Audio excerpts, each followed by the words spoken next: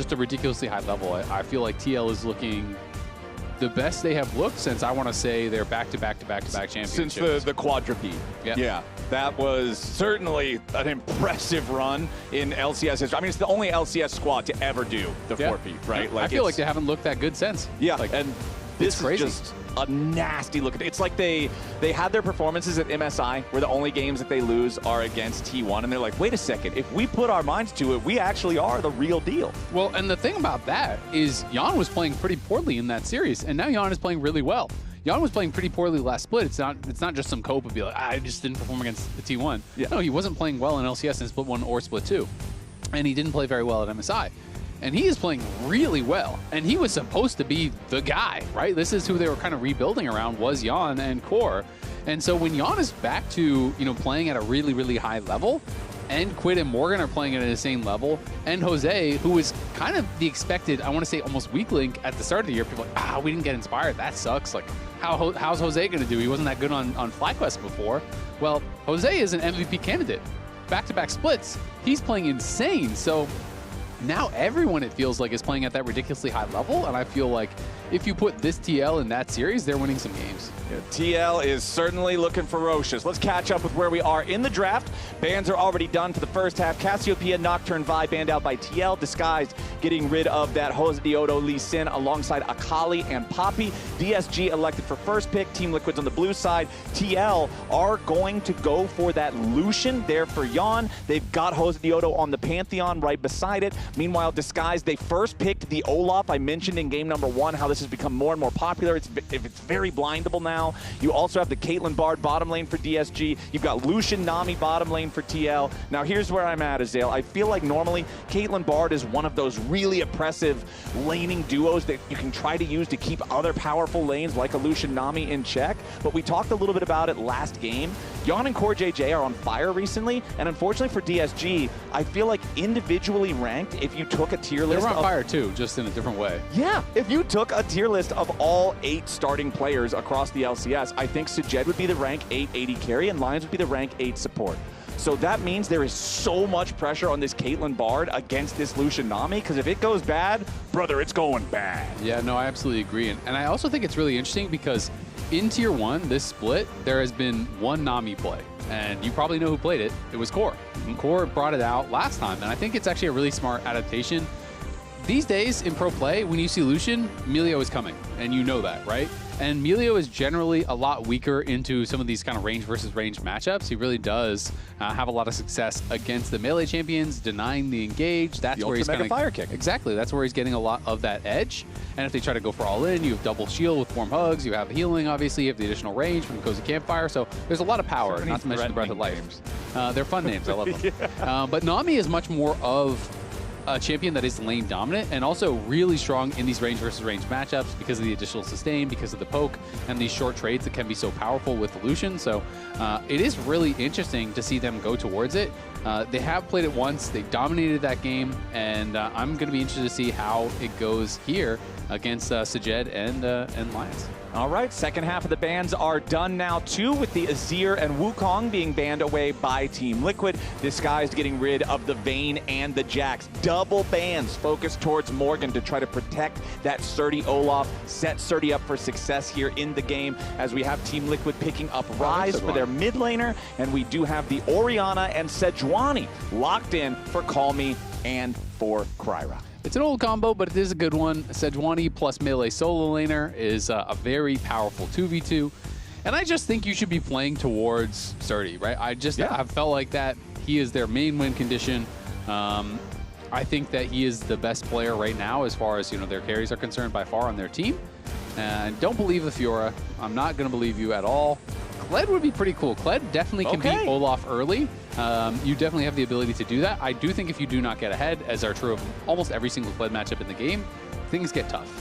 This champion sucks from behind. This champion is he doesn't do much of anything except fall off his lizard. You just ult in and then die. Like it is definitely rough. If you start losing lane, it is like, all right, time to just go around the map and try to start up fights. But that being said, you have obviously the built-in healing debuff. With your bear trap on a rope, when you get that pull, it does apply grievous wounds. That is really nice. And you can trade very aggressively into the Olaf.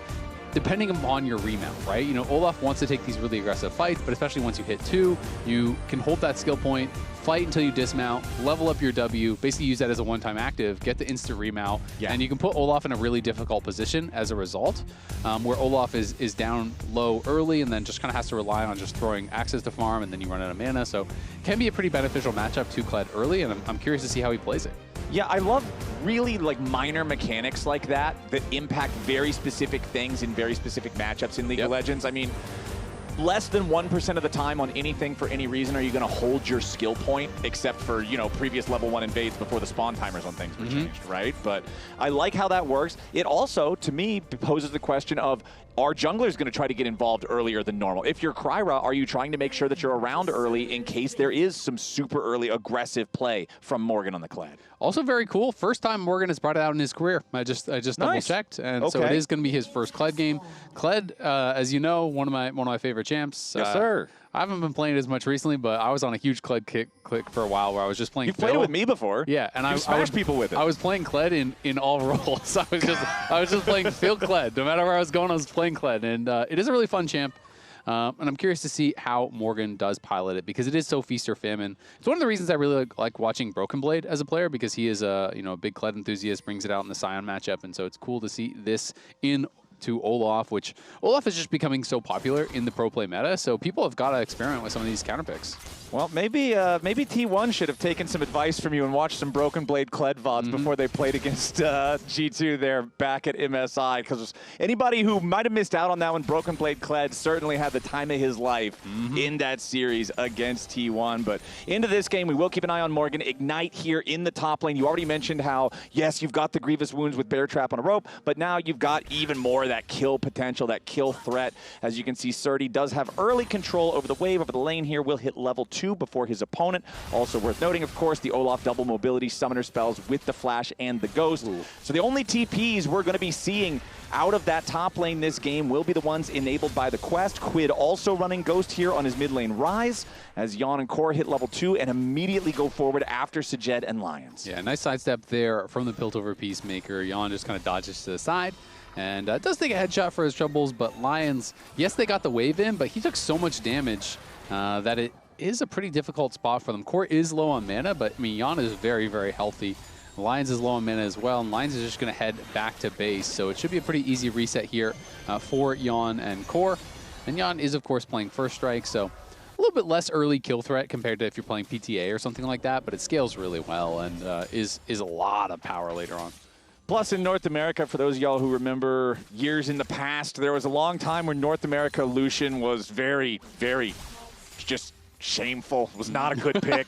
Every time you saw it, you were just groaning out loud. Yeon was one of our players who kind of broke that stereotype. He earned his right to lock in the Lucian, and so I always enjoy seeing him on this pick. And Morgan, if we can click on Morgan, you can see his skill order. He's level 3. He has 2 skill points, so he's holding onto the W, so he is playing for that.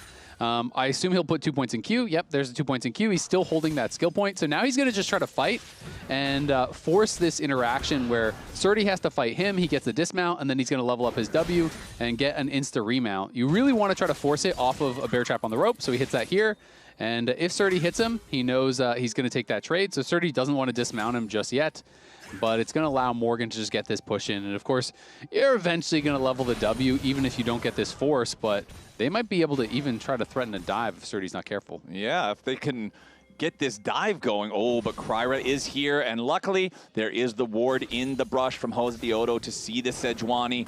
Morgan now has to be a little bit careful. Does sidestep the first undertow. Srtty about to pick up that second axe. Meanwhile, over in mid lane, it's Josedeodo over the wall. Rune Prison to follow up the Pantheon stun. They make it so easy. Josedeodo with the flash over the Raptor Pit wall gets first blood. I mean, that is just a beautiful play here, and it's a multi-part play because he goes top. He puts the ward behind the top lane tier 1. They see Sejuani. He knows he cannot get counter ganked, so that allows him to go for the super aggressive play here. And Morgan hanging around. Of course, he is not playing TP. He's still holding that skill point. We'll see how long he holds it. He's going to have this thing at level 6, dude. He's going to learn his R before he learns his W. Yeah, I mean, sometimes people literally will just hold this because it is so powerful to have for that 1v1. So Jose gets spotted, but he moves up here, gets a ward down. That spot's Oh, meanwhile, back alive, Sajed just barely surviving with the barrier, but the second shot from Lucian's double tap. Yeon calculates it and guns down Sajed in the 2v2. Wait, Lyonz had heal. Did it come up after he died, or did he just not I get hope it it came up after he died. If that's, if that was available when Sajed fell, that is a massive blunder. Yeah, especially, I mean, because it was double flashes there from TL, and the final auto, the passive auto, killed him. So if you have heal, he lives 100%, and they lose both their flashes.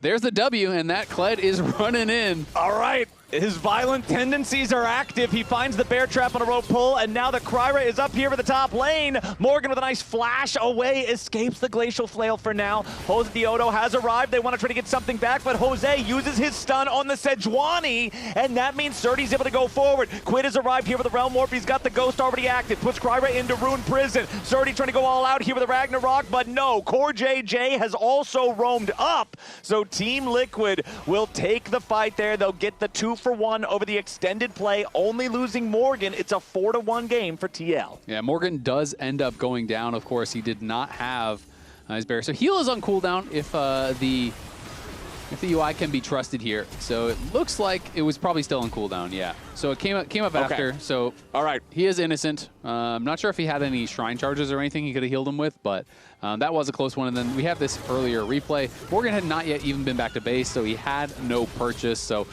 even though we do get Jose up here, they chase a little bit aggressively. I think with Ryze moving, maybe Morgan could have played this a little bit more slowly, but Srtty gets in, the W flash from KryRa finishes him off, but even with him going down does not matter because Core has roamed up, QUID has roamed up, the Nami is out roaming the Bard, TL playing the map brilliantly as they have been all split long. You look bot, it is a disaster for DSG, and then after that top play, it is tough. Ooh, Lyonz tries to get the binding, and they do land it onto CoreJJ. Follow a beautiful glacial prison from KryRa. Yeon survives with only a single hit, but Sajed ultimately takes him down. Yeon does get a return kill. The turret, very heated up, will execute Sajed from about half HP after Yeon hit him, so ends up being a 2-for-1, but that favors DSG. Yeah, that is a great play from DSG, something they absolutely needed, because even with that, they're still down 1.5k at not even 7 minutes, but a great Q flash there coming out from Lyonz,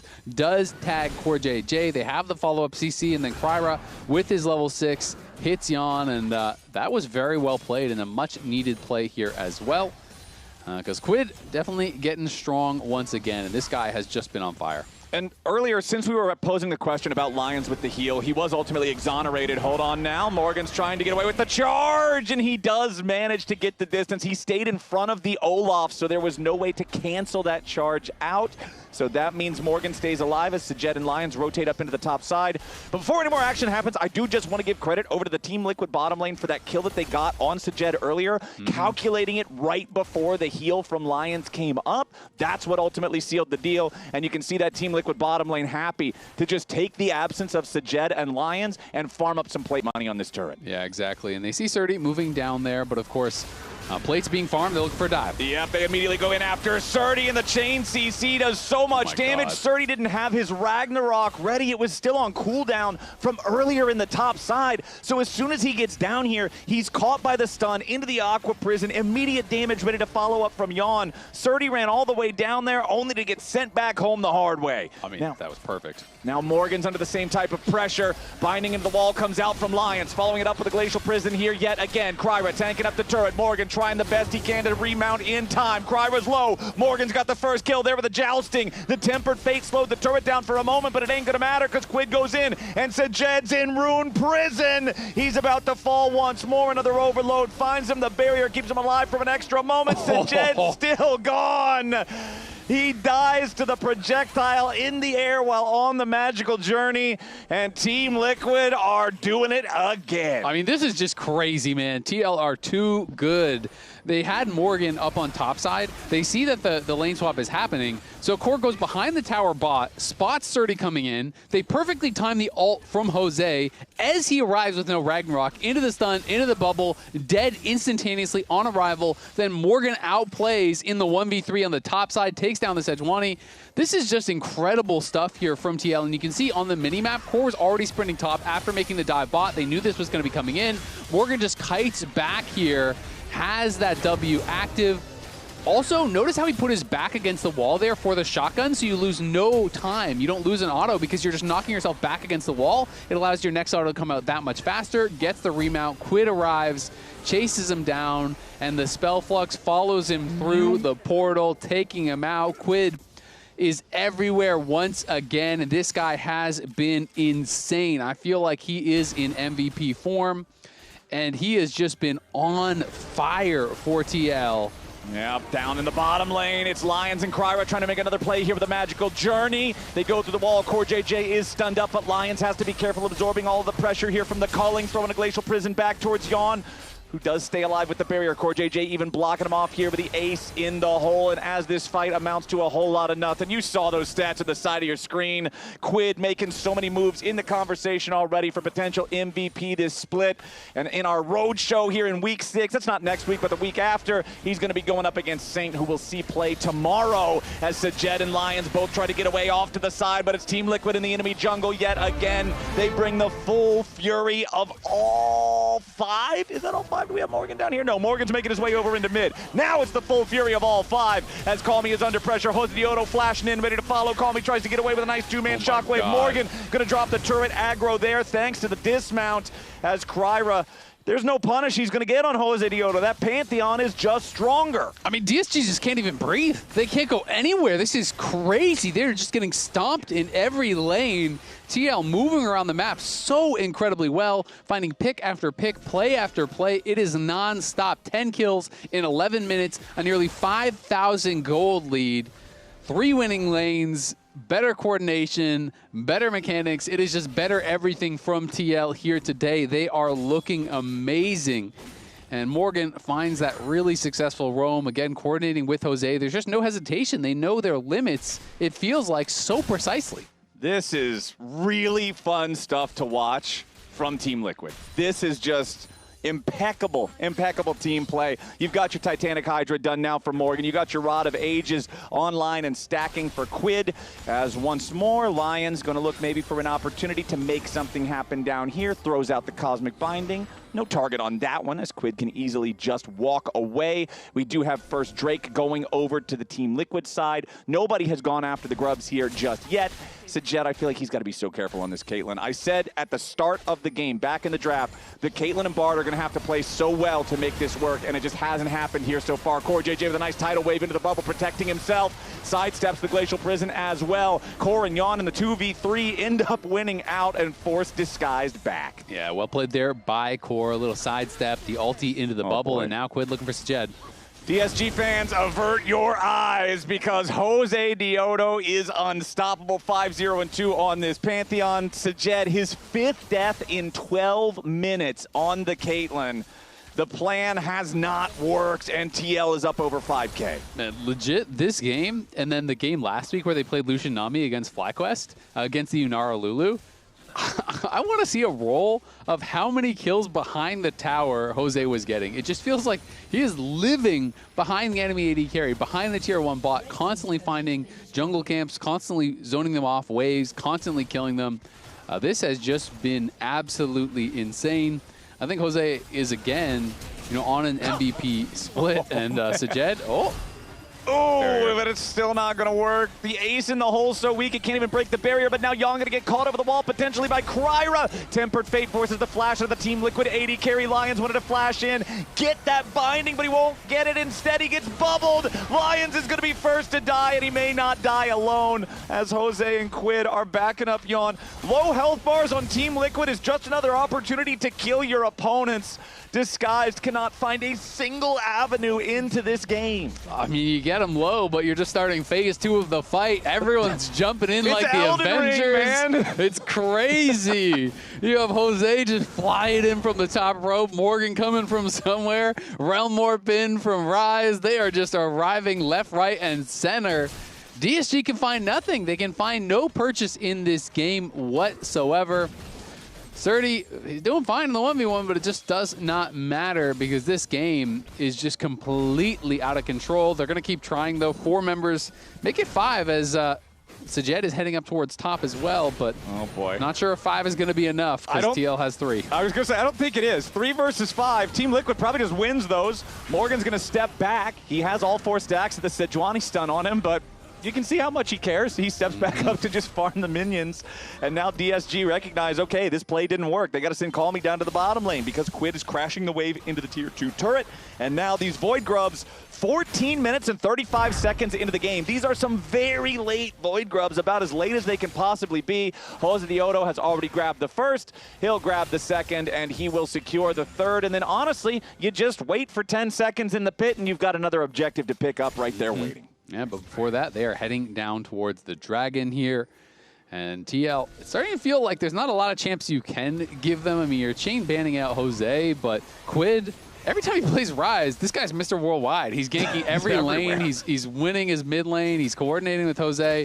He is playing brilliantly, and QUID himself said he thinks he is playing the best he has since he won MVP in spring of 2024. And I agree. He is looking really, really strong.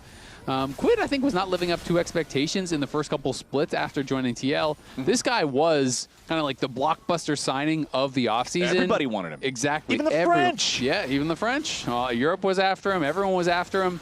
And TL was the one who won the QUID Lotto. But it was feeling like they lost a lot to taxes once they cashed in that lottery ticket. Just a quick government hand to the pocket there. Yep. But, you know, he's scaling. He's looking incredible here once again. And it has been kind of just a total mindset shift for TL. You know, they didn't click immediately. And I remember talking to some of the TL members and hearing them in interviews, and they're kind of like of this mindset that they joined a team with such good players, and they're like, oh, well, when I played against TL, Yeon always carried. Oh, when I played against 100 Thieves, oh, QUID always carried. Or when I played, you know, and they're all kind of just like, well, I'm up by CS. I won my lane. Like, I don't need to do anything crazy. Yeah. The other guy will get it across the finish line. And so they weren't pushing their advantages in the ways that they had in the past, but I feel like now everyone is kind of taking their own individual ownership, looking for angles to carry the game, looking for angles to push things forward, and that has resulted in a TL that looks like this. Yeah, I'm not going to act like I know what all the conversations behind the scenes look like and kind of the revelations that these guys have had as a team. But what I do know is that whatever it is working, right? Oh, yeah. This is clearly 5 guys who are on the same page, who have the same goals, who are coming to agreeable conclusions. Even if there is disagreements in what they're doing, they ultimately seem to align on some plan of attack very quickly. And something I really kind of got to give quite a bit of credit to is it does feel like TL has also kind of changed the vibe of the team quite a bit as DSG maybe going to look for a play here on QUID. Yeah, QUID flashing away immediately and popping the ghost as Sajed is under pressure yet again. I'm sorry, Sajed. Yeah. But every time we pan over to this guy, it's just another kill coming through. DSG will find the shutdown onto QUID, though, and that could be very impactful. Now KryRa trying to get himself away through the magical journey. Jose ready to follow, bound up into the wall there by the cosmic binding. A little bit more damage is plenty enough. The tempered fate is way too late as Josedeodo goes on yet another killing spree. 6-0-2 for the Pantheon. Hop inside the car. Where are we driving, my friend? Straight down disguised lane, and it is not their territory any longer. This tier 2 turret just about to crumble. Objective bounty claimed up there in the top side, at least the one objective for disguised this entire game long. They've got no Drakes. They've got no Grubs. They've got no Herald. They got a tier 1 turret, and that's it. 8K lead, 18 minutes on the clock for TL. It's about to be even more. Callme flashing away just to stay alive. If you want some good news, I don't have any. If you want some bad news for DSG, watch the inventory of Yeon as he goes back to base. Okay, I'm watching the inventory. My eyes are on the items. Click the buttons, Yeon. He's waiting. Okay. He had 2,800 gold in pocket. Ooh, so yeah, that's tough. A lot. That is definitely tough. As basically his entire gold lead he had not spent yet. So it's like, holy cow, man. Yeah, he is very, very fed. But yeah, I mean, TL was always kind of known as like a super serious team, super try-hard team, Korean work ethic. They're going to be grinding. They're going to be taking it really serious. But I feel like they are seeming more like friends now. Like they're more relaxed. They're more vibing. And I got to give a lot of credit to Jose for that because Jose, I think, is just such a positive force on the team. and has really been able to change things for the better. Well, now Morgan getting jumped on, but it's not going to matter. He stays alive here with the dismount for now. He does ultimately fall there to Srtty, who is immediately killed by Josedeodo. Callme trying to take the teleport to get away, but KryRa can't do the same. So Callme barely survives. They do get their kill onto Morgan, but it costs them Srtty and KryRa together, as well as Callme's retreat, meaning more map control for the Team Liquid side. Oh no, not again. Hold on. Let's see. QUID. He's going after him. He's walking the quickly Ryze in is his pretty direction. fast. Oh, Josedeodo and CoreJJ are also coming in to cut him off. In the arms of the angels. Okay, hold on. Maybe he's going to get away. Through the magical journey yet again. All right, Sajed lives. Let's go. DSG, they got him out of the hotspot. It was an escort quest, and they passed it. Chris Paul hits a huge 3 to cut the lead down to 42. Look, man, you take what you can get in a game like this. You take what you can get. Yeon versus Callme is going to turn into a 2v1 here real quick. Yeon trying to step forward towards the brush, but there's no way out once Srtty arrives. Nice shutdown. Kill credit over to Callme. There you go. Back He's to got back. a gold lead. He's ahead of QUID. He is. Facts. Yeah. Mid-gap. For sure. Yeon completes his LTR and buys a big sword. So that is something. large sword. Yes. A powerful sword indeed. But remember, TL is one of our best teams. You know where the best teams go? Probably the Gas South Arena. The Gas South Arena in Atlanta, Georgia. You know where we're going to go? The Gas South Arena. South Arena. And you know where you should be going? The Gas South Arena. Hell yeah, brothers and sisters. See you there. As these guys are not going to the Gas South Arena, they're going straight after Disguise. Team Liquid going forward yet again. The Tempered Fate at least slows them down enough to get Disguised out of danger. But Azael, we've got 10 seconds on the clock until the next Drake spawns. We have DSG afraid to enter their own jungle because Team Liquid are just going to be there first. Callme at least trying to get whatever minions he can down here in the bottom lane. Does have 2.5 items here on the Orianna with the Blackfire Torch and Leandry's double burn itemization. Has the Blighting Jewel in inventory for that magic penetration as well. But look at Josedeodo's inventory. He's got his core of Sundered Sky and Black Cleaver, and he's got the pieces of his Guardian Angel as TL go for this dragon. I mean, it makes sense to be scared, because if you were a Chihuahua, would you want to be fighting that dog? The Chad Doge. Would you want to? One of his pectoral muscles is bigger than the entire Chihuahua. It's true. It's scary stuff, man. He can probably, hold on now. Potential catch onto Yeon. A lot of burst damage on the Lucian. Beautiful shockwave to pull him back. Callme goes on a rampage. DSG, finally one of these attempts at one of the VIP targets on Team Liquid pays off, and they get a shutdown. Well, that's huge. There you go. They get another kill. It is an 8K gold lead, though, for TL. 16-7. Yep. 3 dragons in their favor. 3 grubs. At least they're getting some kills. You know, they're getting a little bit gold. They're still trying. They're still out there fighting it out, but TL are just looking so damn good right now. Yeon has to be a little bit careful, though, a little bit respectful, because the only thing DSG can do at this point, obviously, is just group 4 or 5 and just hard send it on someone. Just YOLO it, yeah. So, you know, maybe they need to be a little bit more respectful of that. Wait until they can see people in other lanes, then push forward, because anything that's even close to an even number fight, TL is going to win, right? Yeah, there's no shot. Exactly. You just need to make sure that it's not like a 2v5. A 2v3, that's probably completely fine. I honestly think TL could win a 3v5 at this point. But if Which 3 are you taking? Who are your guys? Who are my guys? I'm taking. Give me Morgan, give me QUID, and then give me anybody else. I think it'll work just fine. Callme's already got the kill there on Yeon, though, as Team Liquid is coming in looking to take the potential 4v5 right after. Josedeodo going after Callme as Morgan has already killed off Lyonz. Callme going to be your next target. Realmore ready to reset the positions of everyone else as Sajed has also fallen. Callme on the run, Morgan on the chase. Josedeodo ready to try to cut him off as QUID goes over the wall. KryRa immediately stunned up by the Pantheon. Gunned down by the rest of TLAW. The law has come to town, and Disguised are going down. It's Team Liquid picking up another team fight 4-1. There is just no escape for DSG. They get another pick onto Yeon, who seems to be getting bullied a little bit here, but TL come in, they get their revenge, and Yeon having a laugh there on the player cam. As you can see all TL laughing about it a little bit. He's like, oh, Yeon, you died again? These guys, they're ganging up on Yeon on the playground. They're kicking his ass, and then his 4 cousins come to town and tell him that that's probably not the way they should behave. They beat up the little Chihuahua, and then you look over your shoulder, the big Doge. The big Doge. ready to rock and roll. 10,000 gold lead for Team Liquid. Made a mistake today, brother. Oh, and that mistake is going to keep on hurting. We've got ourselves 2 minutes and a half until the next dragon comes up. Srtty trying to stand and fight up against QUID, but immediately forced back. Seraph's Embrace Shield going to keep QUID alive. Josedeodo shows up, and Callme is just forced to realize the gravity of his mistakes. Yeon on the side here with a culling, takes off half of KryRa's HP. Srtty still getting away for now. Yeon has flash. He's hasted by CoreJJ. How does he want to play this? He dashes forward. KryRa's already down. Tidal wave there onto Sajed. Caught up in the Aqua Prison. Yeon still dies. Just laughing, man. Oh, why am I having so much fun with this? All right, Josedeodo's running in, trying to. You know what? You know what I realized after that? After seeing that 1v3 bot? What?